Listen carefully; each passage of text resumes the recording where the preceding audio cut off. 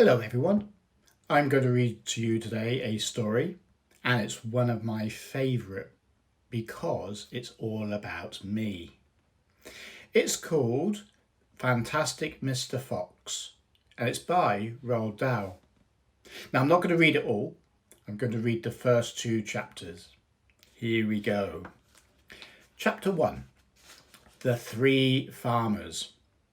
Down in the valley there were 3 farms. The owners of these farms had done well.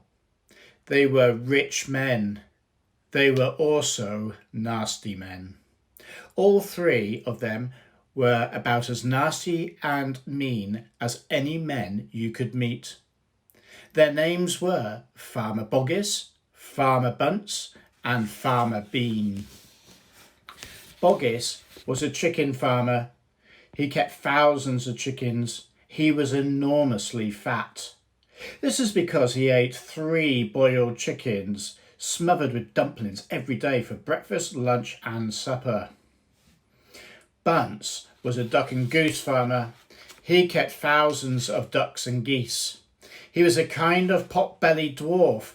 He was so short his chin would have been underwater in the shallow end of any swimming pool in the world. His food was doughnuts and goose livers.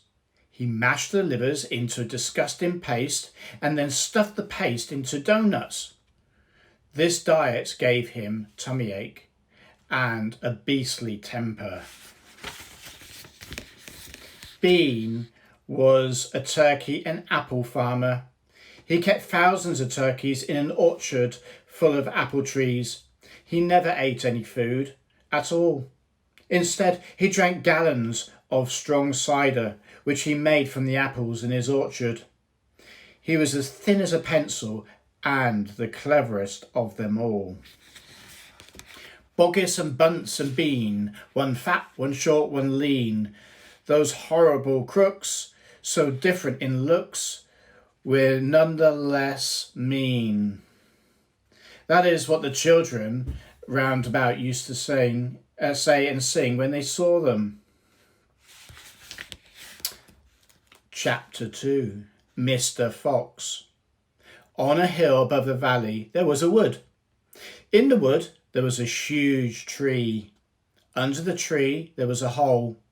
In the hole lived Mr. Fox and Mrs. Fox and their 4 small foxes. Every evening, as soon as it got dark, Mr. Fox would say to Mrs. Fox, "Well, my darling, what shall it be this time? A plump chicken from Boggis? A duck or goose from Bunce? Or a nice turkey from Bean?" And when Mrs. Fox had told him what she wanted, Mr. Fox would creep down into the valley in the darkness of the night and help himself. Boggis and Bunce and Bean knew very well what was going on, and it made them wild with rage. They were not men who liked to give anything away. Less still did they like anything to be stolen from them. So every night each of them would take his shotgun and hide in a dark place somewhere on his own farm, hoping to catch the robber. But Mr. Fox was too clever for them.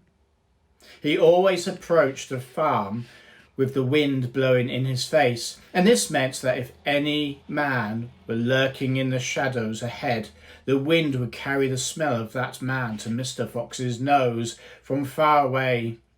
Thus, if Mr. Boggis was hiding behind his chicken house number 1, Mr. Fox would smell him out from 50 yards off and quickly change direction, heading for chicken house number 4 at the other end of the farm. "Dang and blast that lousy beast," cried Boggis. "I'd like to rip his guts out," said Bunce.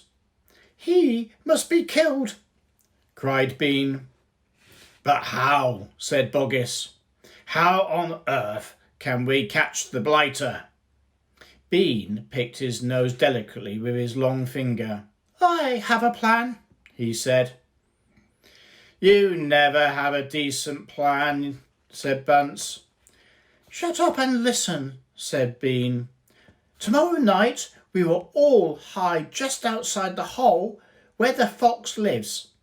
We will wait here until he comes out. Then bang, bang, bang, bang. Very clever, said Bunce. But first we shall have to find the hole. My dear Bunce, I've already found it, said Crafty Bean. It's up in the wood on the hill. It's under a huge tree. That's the end of the first 2 chapters. And if you want to read any more, grab hold of the book. It is amazing. Fantastic Mr. Fox by Roald Dahl. Thank you.